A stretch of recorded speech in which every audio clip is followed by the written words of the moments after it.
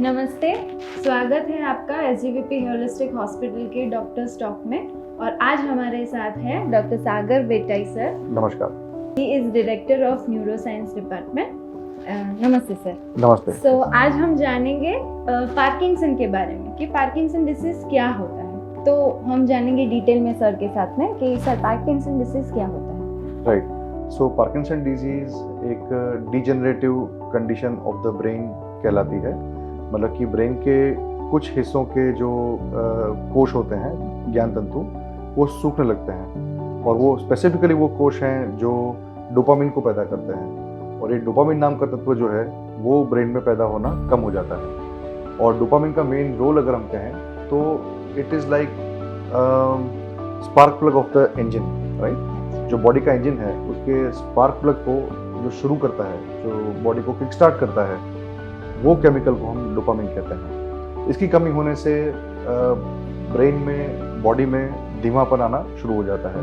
सो इंसान, कोई व्यक्ति स्लो हो जाते हैं, थोड़ी बॉडी टाइट हो जाती है, स्टिफ हो जाती है, चलने में कदम उनके छोटे हो जाते हैं और चलने में थोड़ी तकलीफ, बैलेंस की तकलीफ होने की शुरुआत होती है। काफ़ी सारे पेशेंट्स में ऐसा होता है सर, पेशेंट तो नहीं कहूँगी पर आम आदमी के जैसे ही उनकी उम्र बढ़ती है तो हाथ में कनपनाटी सब आने लगती है।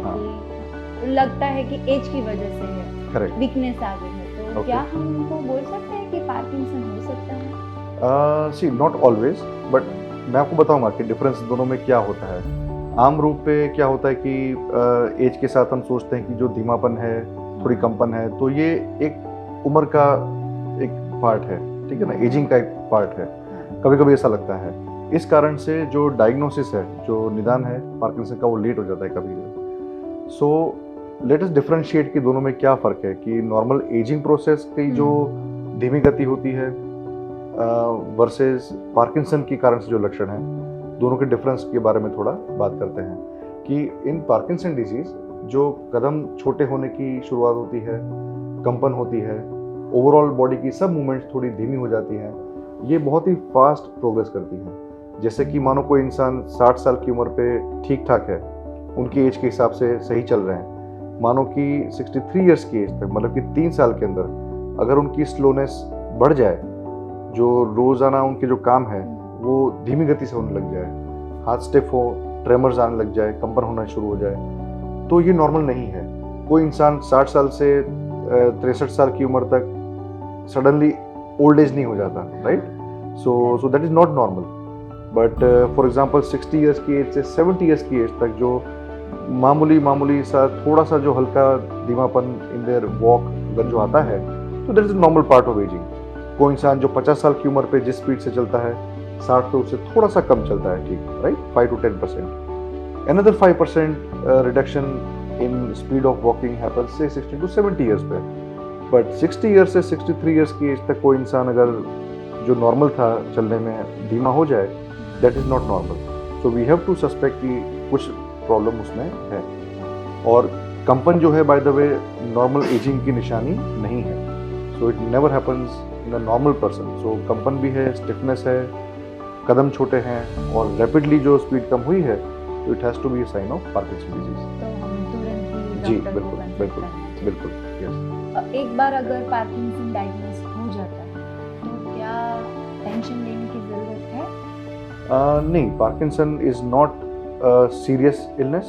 मतलब कि जैसे कहूँ कि कैंसर, हार्ट डिजीज़, ये सीरियस बीमारियां हैं कि जिसमें जानलेवा बीमारियां हैं। पर पार्किंसन डिजीज़ एक जानलेवा बीमारी नहीं है। सो हमें कोई हिम्मत हारने वाली या कोई व्यक्ति को निराश हो जाने वाली, जीना छोड़ देने वाली कोई बात ये नहीं है, राइट। मेडिकल साइंस बहुत ज़्यादा इवॉल्व हुआ है when we come to Parkinson disease in last 70-80 years. So जो लिवोडोपा है, जो डोपामिन की जो केमिकल की जो कमी ब्रेन में जो होती है, उसको हम बाहर से बहुत आसानी से रिप्लेस कर सकते हैं। सो लिवोडोपा की जो टैबलेट्स आती हैं, उससे इंसान का ब्रेन और बॉडी वापस से किक स्टार्ट करना, उसकी मूवमेंट्स तेज़ करना, सरलता से चल पाना, वो सब हम संभव कर सकते हैं। क्या इसमें सिर्फ मेडिकल टर्म्स में अगर हम बोलें तो दवाइयों से ये ट्रीटमेंट सॉल्व हो सकती है? यस, एज आई सेड कि शुरुआती 5 से 10 साल, कभी कभी 15 साल तक भी सिंपल मेडिसिन से आराम से मरीज का काम चल सकता है। मतलब कि लीवोडोपा की दवाई से जो दिन में करीब करीब 3 बार, कभी कभी 4 बार तक लेने से उसका पूरा जो दिन है वो अच्छी गति से और बिना स्टिफनेस के वो निकाल सकते हैं। जैसे जैसे टाइम जाता है, थोड़ी थोड़ी जो उसकी इफ़ेक्टिवनेस जो है लीवोडोपा की, 8 घंटे चलने के बदले थोड़ी 7 घंटे 6 घंटे इफ़ेक्टिवनेस श्रिंक होना शुरू हो जाती है।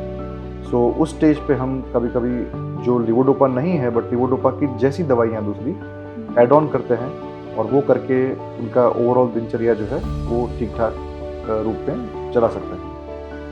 और quality of life, basically it is all about quality of life. So Parkinson disease मैंने बताया जैसे कि जानलेवा बीमारी बिल्कुल नहीं है, पूरी बात जो है वो क्वालिटी ऑफ लाइफ की है।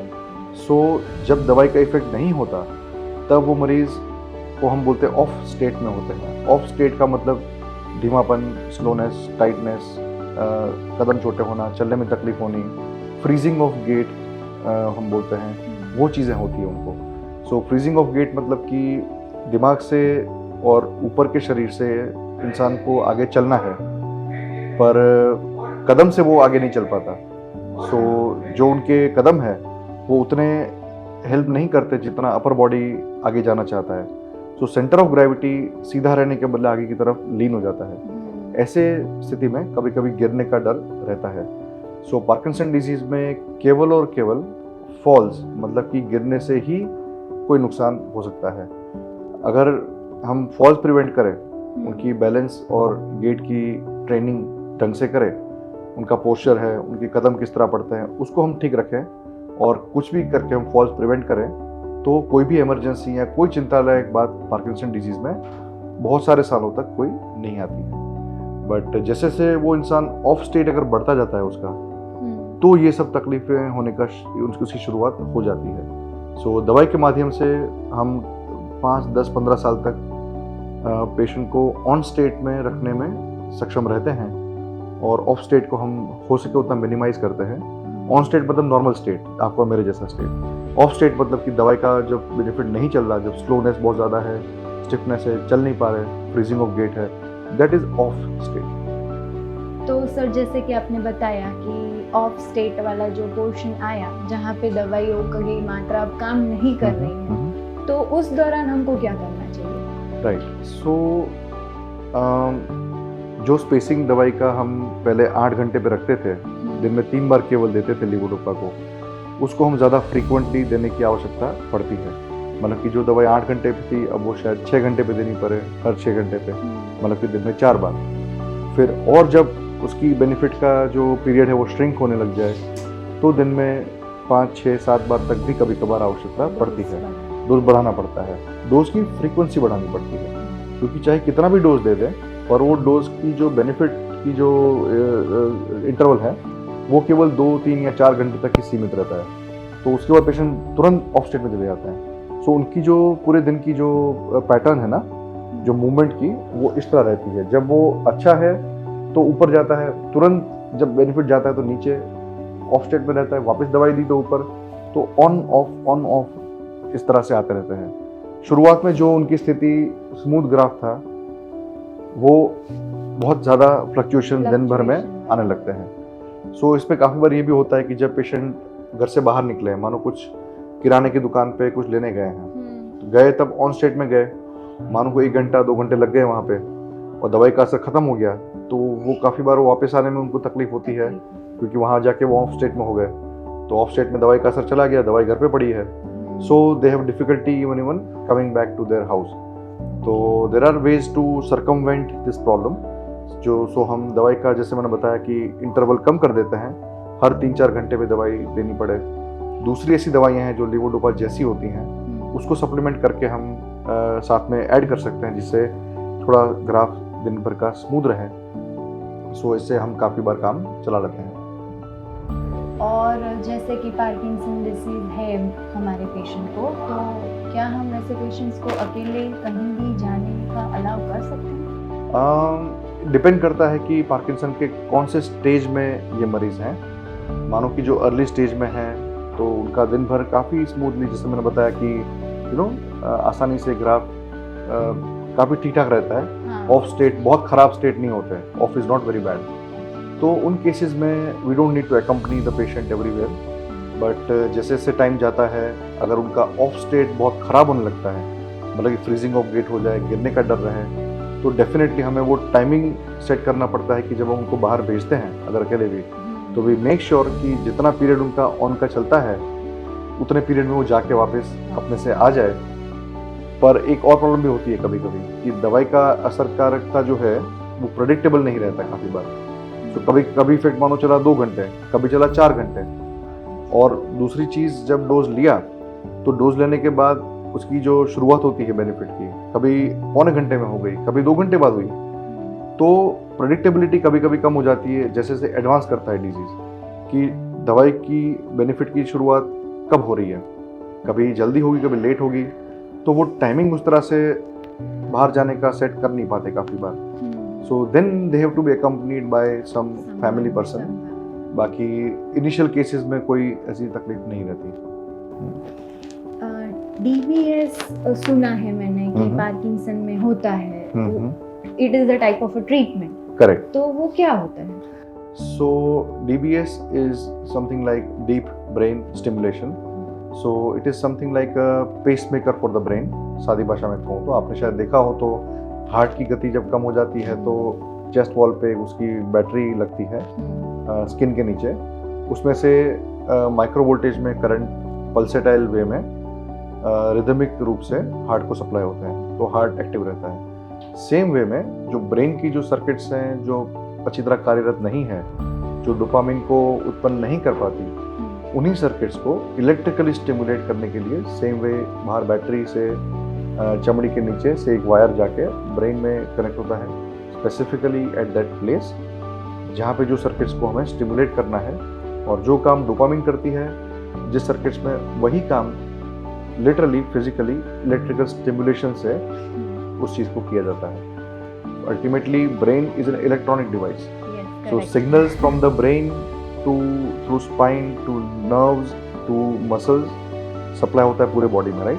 तो अगर आज मैं दिमाग से सोचूं कि मुझे हाथ ऊपर करना है, सो ब्रेन से जो कमांड है वो इलेक्ट्रिकल सिग्नल्स के द्वारा वायर्स से, जो नर्व्स होती हैं, जो वायर्स कहेंगे, उससे हाथ तक आती है, right? And then the muscles act and muscles हाथ को ऊपर करता है। सेम वे में सो डीबीएस जो है वो ब्रेन को कार्यरत करने के लिए उन सर्किट्स को, डोपामिनर्जिक सर्किट्स को हेल्प करता है उसमें। एंड इस टेक्नोलॉजी के द्वारा जो ऑफ स्टेट है उसको हम काफ़ी हद तक कम कर सकते हैं। तो जो ये वाला ग्राफ है जो खराब हो जाता है in advance stages of Parkinson, जो दवाई लेने के बावजूद भी, तो उसको वापस से पहले के जो उसके साल होते हैं इनिशियल ईयर्स, उसकी तरह से उसको थोड़ा स्मूथ कर सकता है।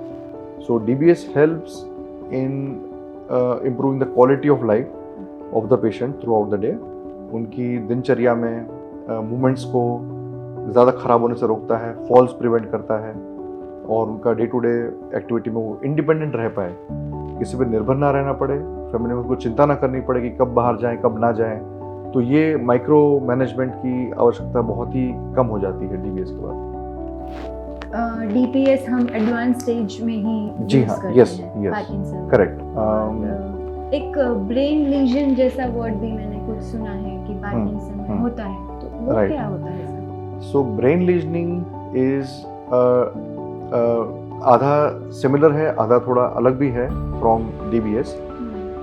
सो डीप ब्रेन स्टिमुलेशन जो है वो सबसे बेस्ट ट्रीटमेंट है एडवांस पार्किंसन डिजीज में। एडवांस का मतलब मैं फिर से कहूँगा कि जब मेडिसिन या इफ़ेक्टिव नहीं होती बहुत अच्छी रूप से, मतलब कि क्वालिटी ऑफ लाइफ ख़राब रहती है मेडिसिन लेने के बावजूद भी, और दूसरा अगर मेडिसिन ज़्यादा मात्रा में बढ़ाने की संभावना नहीं रहती जब साइड इफ़ेक्ट्स होते हैं दवाई के, राइट? सो दवाई के साइड इफ़ेक्ट्स होने पे भी नीड पड़ सकती है एक स्टेप एक्स्ट्रा जाने की, मतलब कि डीबीएस करने की। So basically DBS is the best treatment for Parkinson disease world over, ठीक है ना? So but there are some issues कि जब डीबीएस एक महंगी ट्रीटमेंट है, so sometimes not every patient can afford deep brain stimulation. So उनमें से कुछ सिलेक्टेड केसेस में, कुछ चुनिंदा केसेस में हम RF ablation, radio frequency ablation नामक ट्रीटमेंट से ब्रेन लीजन रख सकते हैं उन्हीं साइट्स पे,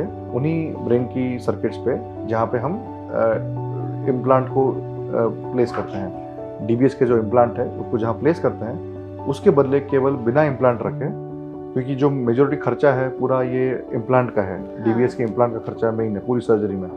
सो उसको हम हटा दें तो वो सर्जरी काफ़ी हद तक रीजनेबल हो जाती है प्राइस में।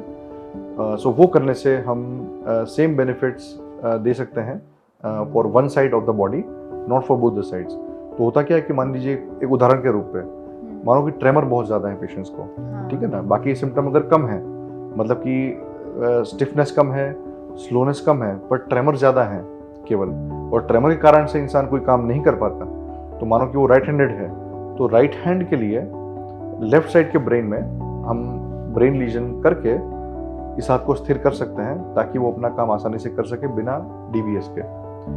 पर this is not the best treatment, क्योंकि DBS सालों साल काम करता है, 15 to 20 ईयर्स बैटरी की उसकी लाइफ होती है। सो रेडियो फ्रीक्वेंसी एब्लेशन में जो लॉन्ग लास्टिंग जो वो है फॉर पार्किंसन डिसीज उतना नहीं है जितना DBS का है, पर definitely it is something better than nothing जैसी ट्रीटमेंट है कि अगर जो करीब करीब 2 से 5 साल तक का लगभग इसमें बेनिफिट मेंटेन रहता है एन एवरेज केस में, किसी को कम भी हो सकता है उससे, किसी को थोड़ा ज़्यादा भी हो सकता है, पर on an average 2 to 5 years का बेनिफिट इसमें मेंटेन रहता है। दूसरा उदाहरण है कि जब ब्रेन लीजनिंग की ज़रूरत कब पड़ती है कि जब दवाई की साइड इफेक्ट ज़्यादा हो रही है, मतलब कि बॉडी की ज़रूरत से ज़्यादा एक्स्ट्रा मूवमेंट्स हो रही है ऑन स्टेट के अंदर, मतलब कि जैसे कि अगर हाथ पैर इस तरह से जैसे कोई डांस कर रहा है ऐसा लगता है, ठीक है ना, गर्दन भी, बॉडी पूरा, हाथ पैर ऐसे हिलता रहता है, वो उनके नियंत्रण में नहीं होता, तो वही दवाई की साइड इफेक्ट ऑन स्टेट में ये कभी कभी होती है। सो उसको भी कम करने के लिए DBS of course the best treatment, and if वो अफोर्डिंग नहीं है कोई पेशेंट उसके लिए, तो RF ablation can also help to reduce these extra movements on one side of the body. मतलब मान राइट साइड में ज़्यादा मूवमेंट्स है या लेफ्ट साइड में ज़्यादा मूवमेंट है, तो उसके ब्रेन, दूसरी साइड के ब्रेन में हम लीजन करके उस मूवमेंट्स को कम कर सकते हैं। और ये कम करने से फ़ायदा ये होता है कि जो दवाई की साइड इफ़ेक्ट क्योंकि अब नहीं हो रही, तो दवाई को हम रीजनेबली जो मात्रा में, जो डोज में सेट करना है, वो फ्लेक्सिबिलिटी हमारी बढ़ जाती है दवाई का बेनिफिट देने की बिना साइड इफ़ेक्ट्स के। बट ये बेनिफिट डिपेंड करता है, कुछ साल के लिए मेंटेन रहता है, वो मरीज़ की बीमारी पर निर्भर करता है कि बीमारी कितनी फास्ट प्रोग्रेस कर रही है। किसी की बीमारी स्लो प्रोग्रेस करती है तो बेनिफिट ज़्यादा लंबा मेंटेन रहता है, किसी की बीमारी फास्ट प्रोग्रेसिव है तो वो अनफॉर्चुनेटली कम बेनिफिशियल रहता है कम समय के लिए। तो it depends on person to person, वो जजमेंट हम पेशेंट टू पेशेंट लेना पड़ता है उसमें। और दूसरा कि जैसे कि हमने RF एब्लेशन आपने बोला, तो वो करने के बाद कितने टाइम में पेशेंट को तुरंत ही वो उसकी रूटीन नॉर्मल लाइफ में आ सकता है? इट इज़ वेरी सिंपल, क्योंकि ये कोई एनेस्थीसिया वाली सर्जरी नहीं है, प्लस इसमें ब्रेन को हम ओपन करने की या कोई ओपन सर्जरी नहीं है, ये केवल एक सिंगल होल से इसको हम करते हैं। सो इसके कारण से हम बहुत इमीडिएटली करने के नेक्स्ट डे पेशेंट को डिस्चार्ज कर सकते हैं, घर भेज सकते हैं, और 10वें दिन पे, करीब 10वें दिन पे उसके जो स्टिचेस हैं वो निकल जाते हैं। एंड एक बार स्टिचेस निकलते हैं तो they can resume there normal life, चाहे काम पे भी जा सकते हैं, अपनी डे टू डे एक्टिविटीज़ कर सकते हैं सब। पर इसमें कोई बेड रेस्ट की नीड एक दिन के लिए भी नहीं होती, पेशेंट कैन मूव अराउंड, घर पे वो चल फिर सकते हैं, तो it is very extra care की इसकी ज़रूरत नहीं होती। सर, जैसे कि आपने बताया कि अर्ली स्टेज में दवाई काफ़ी सारी है जो हेल्पफुल रहती है, पर अगेन दवाई के अलावा और क्या क्या कर सकते हैं जिससे हमारे जो भी पार्किंसन के पेशेंट्स हैं उनकी जो लाइफस्टाइल है वो एकदम इजीली रहे? Correct, okay. So to maintain good quality of life, of course medicine तो उनको लेनी है, बट मेडिसिन के साथ मैं कैटेगराइज करूँगा लाइफस्टाइल मॉडिफिकेशंस और उनकी जो मेंटल स्टेट है, जो साइकोलॉजी है पेशेंट की, इन दोनों चीज़ों पे। सो व्हेन आई से मेंटल स्टेट, जो उनकी साइकोलॉजी है, काफ़ी लोग पार्किंसन का डायग्नोसिस होने के बाद काफ़ी निराश हो जाते हैं, हाँ, होपलेस हो जाते हैं। उनको ऐसा लगता है कि वो अब डिपेंडेंट हो जाएंगे, राइट। जबकि वो अर्ली स्टेज है। अर्ली स्टेज मतलब वो चलते फिरते हैं, कोई टेंशन की बात नहीं है उसमें, दवाई से आराम से उनकी दिनचर्या चल रही है। बट आगे का सोच के कि बाद में क्या हो सकता है, ये होगा वो होगा, आजकल तो इंटरनेट पे सब लोग खुद ही देख लेते हैं गूगल पे ही देख लेते हैं। गूगल भी नहीं, आप तो चैट जीपीटी आ गया भविष्य बताता chat GPT, right. So I think वो अननेसेसरी स्ट्रेस लेते हैं आगे का सोच के कि ये होगा वो होगा। वो सब सोच के वो काफ़ी मायूस हो जाते हैं। तो दे फील कि कि बहुत कोई सीरियस डायग्नोसिस आ गया, तो वो एक तरह से मेरे हिसाब से जो मैंने ऑब्जर्व किया इतने सालों की प्रैक्टिस में, कि वो जीना छोड़ देते हैं। तो उनको लगता है कि अगर मैं ठीक हो जाऊं पूरा तो मैं ठीक से जीऊँगा, नहीं तो तब तक मैं मतलब they live a very restricted constipated life, मेरे शब्दों में। सो ऐसी कोई उसकी नीड नहीं है। सो साइकोलॉजी का मेरा मतलब ये है कि they can very well look forward to things, progress in life. क्योंकि पार्किंसन सिर्फ ओल्ड एज की बीमारी नहीं है। पार्किंसन में unfortunately and the age I think is decreasing as time passes. So काफ़ी हमने 40s में 50s में भी हम लोग देखते हैं जिनको पार्किंसन अनफॉर्चुनेटली शुरुआत हो जाती है काफ़ी बार। So they are young people, they are in middle of their lives, right. तो भी वो काफ़ी बार लाइफ में डिफेंसिव हो जाते हैं, कि होपलेस हो जाते हैं, कि सो वो प्रोग्रेस के लिए, अपनी फैमिली एंजॉयमेंट के लिए, सोशलाइजिंग के लिए, अपने कामकाज में रुचि रखना कम कर देते हैं। सो दे फील कि उसका कोई फ़ायदा नहीं है, क्या फ़ायदा करने का, राइट। सो वो इम्प्रूव करने की बहुत ज़्यादा नीड है, क्योंकि ये जैसे मैंने बताया कि हार्ट डिजीज़ या कैंसर जैसी बीमारी नहीं है, कि इसमें कोई लाइफ थ्रेटनिंग बीमारी नहीं है ये, राइट। सो मेडिसिन टाइमली लेके एंड फिजिकल एक्टिविटी अच्छी रख के इसको सुधारा जा सकता है, right. So they have to look forward to living life, to improving, progressing, enjoy their family, their social connects and everything, right, as like you and me, right. They don't need to sit back and wait for कि अब तो कुछ नहीं हो सकता। That's not a point. वो बिल्कुल गलत बात है। इट इज़ नॉट रिक्वायर्ड, ठीक है। ऐसी कोई कारण ऐसा कोई है ही नहीं, ठीक है ना। क्योंकि बहुत सारे साल अच्छी क्वालिटी ऑफ लाइफ रहने की संभावना रहती है मॉडर्न टाइम्स में, राइट। सो दूसरा जो मैंने बताया कि लाइफस्टाइल मॉडिफिकेशंस, इसमें गुड डाइट, मतलब कि avoiding like processed food, smoking, drinking avoid करना, all sorts of fat, preservatives, plain sugars, ताकि वेट भी ना बढ़े, क्योंकि वेट बढ़ने से भी पार्किंसन में मूवमेंट में प्रॉब्लम हो सकती है, राइट। योग, प्राणायाम अपने रूटीन में ऐड करें तो उससे पीस ऑफ माइंड भी बढ़ता है, क्योंकि आपने नोट किया होगा कि डायरेक्ट कनेक्ट अपना माइंड का बॉडी से होता है।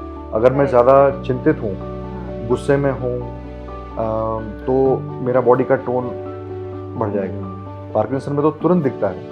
पार्किंसन के पेशेंट्स को जैसे ही वो स्ट्रेस में आते हैं, चिंता में आते हैं, उनका बॉडी ज़्यादा टाइट हो जाता है, मूवमेंट स्लो हो जाती है, कंपन शुरू हो जाती है।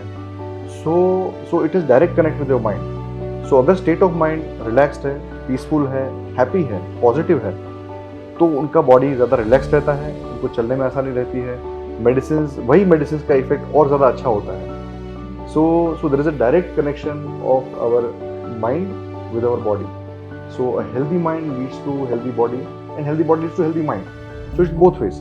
So it's very important to keep moving, keep exercising, walk, cycling, ठीक है ना। इवन घर के अंदर भी अपने रूटीन काम है वो खुद ही करने हैं, कि मुझे पार्किंसन है, मुझे कोई पानी ला के दे, कोई रिस्ट्रिक्शन लाना है। They have to do their work themselves, mental task and physical task both. So keep moving, keep walking, cycling है, कोई स्पोर्ट्स हैं वो खेले, ठीक है ना। Yoga, pranayama, any relaxing exercises, any activity which gives them happiness and pleasure, वो करना है। म्यूजिक है, right, watching movies, spending time with family. So they have to indulge in whatever they like and not stop living life. That is my main message for people who live with Parkinson disease. Sir जैसे कि हमने बहुत अलग अलग बातें की कि Parkinson, उसका ट्रीटमेंट, लाइफस्टाइल, जैसे कि हम एक शॉर्ट में एक कंक्लूजन के बारे में पूछे कि क्या करना चाहिए पार्किंसन में, तो आप क्या कहना चाहेंगे? ओके, सो पार्किंसन डिजीज जैसे मैंने ऑलरेडी पहले बताया है, कोई गंभीर बीमारी नहीं है। For many many years patients can live happy and healthy lifestyle with a good quality of life. So दवाई समय से लेना, अप्रोप्रिएट वे में लेना, साथ में exercises, good diet, a positive mindset it's very important, क्योंकि इसमें कोई हताश होने वाली या हार मान लेने वाली बात नहीं है। सो पार्किंसन में अगर हम दवाई लेते रहें, एक्सरसाइज ढंग से करें और पॉजिटिव माइंडसेट रखें, तो we live for many many years with a independent, good, happy and healthy life. And in advance cases we are living in good times कि जब वी हैव ऑप्शंस, इवन जब दवाइयों का असर कम हो जाता है, ऐसे स्टेज में भी हमारे पास अब ऑप्शंस हैं सिंस लास्ट फ्यू ईयर्स कि DBS नाम की प्रोसीजर से, RF एब्लेशन नाम की प्रोसीजर से, जिससे हम मेडिसिन जब काम नहीं भी करती पूरी तरह से, तब भी उनको इंडिपेंडेंट क्वालिटी ऑफ लाइफ देने के लिए हम इन प्रोसेस का यूज़ करके we can improve them. Thank you. So thank you so much Right? Sir. Yeah. नमस्ते। Thank you. ये था कि पार्किंसन डिसीज क्या होता है, जो हमारे डायरेक्टर न्यूरोसाइंस डिपार्टमेंट डॉक्टर सागर बेटाई ने हमको डिटेल में बताया। नमस्ते। Thank you. SGVP Holistic Hospital.